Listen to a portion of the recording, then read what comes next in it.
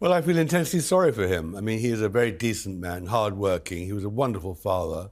Meghan owes him such a lot, and she's treated him appallingly. She's treated him in a way which is just totally unwarranted. And there he is sitting in a rather shabby cabin in New Mexico, and he doesn't deserve what she's ladled out. When I met Tom, as I say, I kind of felt a little bit sorry for him. It's his 80th birthday. Meghan's several hundred miles away. It would be quite an easy thing for her and Harry to either drive down or give him a call or send him a card. Do you think that could ever happen? No, I mean, Meghan is completely unforgiving, and Harry has behaved appallingly towards his father-in-law. And unfortunately, I think it's not just these phony photographs, but it's all to do with snobbery and everything else. You know, he is a retired man, he hasn't got much money, and Meghan is just famous for dumping people who don't suit her profile anymore. And I just feel as well that her mother poisoned the atmosphere, most unfairly as well, because Thomas was very good to her. And in the end, he's a great man, a good man, who is going to spend the rest of his life wondering why he has been treated so badly. Well, you paint a picture of this in your book, Revenge, where you list many occasions where Meghan has, I think we call it ghosting someone, where Meghan, I think there was one incident you report in your wonderful book where when she was a child, she would give a silent treatment to one of her friends. She would almost turn her back on her until her friend decided that she would speak to her again. I mean, this is her behaviour. This is what she does, but this is her father. It is her father, but she did the same to Harry and his family too. I mean, Meghan is an agent of poison. She actually is able to destroy relationships. And when she cultivates relationships, it's always for her own good, her own purpose. So she's not actually someone who's any generosity of spirit. And it is really one of the great sadnesses of this whole saga that in the end Meghan has destroyed the relationship between Harry and his family, just as she has destroyed the relationship with not only her father, but also her half-sister. All right, let's get into the real story here. Thomas Markle, a man who worked tirelessly to support his daughter's education, career, and dreams, is now alone, sick, and abandoned. Now let's be honest. If Meghan were just a regular person, this wouldn't even be a question. But she's not. She's a multimillionaire, she preaches about compassion and kindness, and she claims to be a champion for mental health and family unity. So where is that kindness when it comes to her own father? Let's not forget. This is the man who raised her as a single dad, paid for her private schooling, and helped her get started in Hollywood. No. She won't even send him a birthday card. I think with Meghan, you know, I've been devil's advocate, but I feel a little bit of, I can understand possibly that she feels a bit betrayed by what happened with Thomas when he was, you know, making those paparazzi pictures just before her wedding. There was obviously a lot of stress going on with Meghan. She's spoken about, you know, the stress that she was going through before the wedding, and I don't think, you know, those photographs really, the stage photographs really helped. I mean, is Thomas maybe to blame for the fact that Meghan doesn't talk to him? Does he hold a little bit of the blame, maybe? No, I don't think at all. I think what happened was in the run-up to the wedding, he was just abandoned, whereas Doria, her mother, got a lot of help from the palace on what to do, how to cope and everything. He was absolutely besieged by journalists once they found out where he was living, and no one came to help him. And even when he had his heart attack and wasn't able to get to the wedding, no one was there to help him. So I think that the palace behaved appallingly towards him, abandoned him, very much, I think, because Harry and Meghan themselves just weren't there to help him either. They just thought he was someone who could be ignored, and that was a great tragedy for him, and I think also for the royal family. You talk about being ignored. I mean, Thomas, over the years, has spoken out, and I think that Meghan has kind of got frustrated at times. But that's all he has. You know, if his daughter's not talking to him, then that's all he has, is to speak to the media and give his side of the story and try to get a message towards Meghan. Well, yes, we've got to remember another thing about it. Meghan's mother deserted her when she was 2 years old.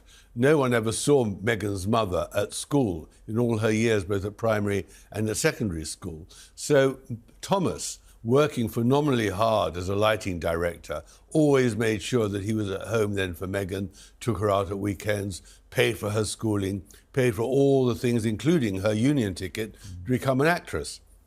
So suddenly, to be treated in that way, so ungratefully, so spitefully, just has completely shattered a man who in the end doted and worshipped his daughter. And he can't understand it. And he just thought that the letters and the things that Meghan publicised about what a terrible man he was completely unwarranted. And of course, that's the indication of Meghan. I mean, it's not just obviously her father. She did the same to the Queen. She did the same to Princess Kate and to William. She is a person who has absolutely remorseless in her hatred if she doesn't decide that someone should be neutralised and destroyed. And that is her strength and, of course, her weakness. Now, here's the thing. This isn't just about Thomas Markle. This is a pattern. Meghan builds relationships, uses people for what she needs, and then drops them the moment they no longer serve her image. She did it to her father. She did it to her half-sister, Samantha Markle.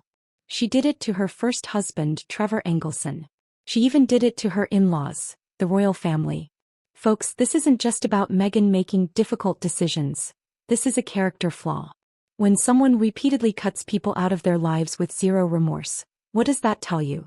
It tells you they don't value loyalty. It tells you they only care about relationships that benefit them. And it tells you that when they're done using you, they'll leave you behind, no matter who you are. Her popularity in the UK is at an all-time low.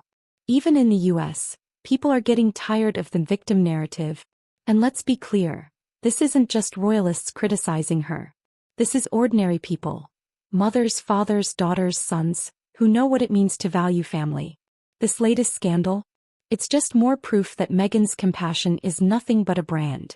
Because if she truly believed in family, kindness, and love, she'd pick up the phone and call her father.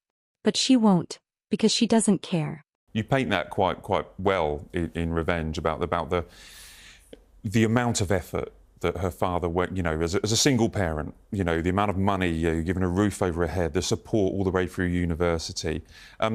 Thomas maybe feels now's the time. Now he's ill, and he is seriously ill. We've both spoken to him, been out there and met the guy. He's not a very well man. Now is the time, as 80 years old, that a parent would expect their successful daughter, but not only the successful daughter, but also his son-in-law. I mean, does Harry need to maybe reach out to Tom at some stage? Because he's never met him. Never met him, but I think it's too late for all that. I mean, the Sussexes have moved on. They don't care to hoots whether he's frankly alive or dead anymore, and probably they prefer him to disappear. I mean, that's the problem with the Sussexes. They are only interested in themselves. All the talk about helping society and generosity towards the underdog is all just really puff for themselves. And you've got to judge the Sussexes by the way they've treated Thomas Markle, which is appallingly.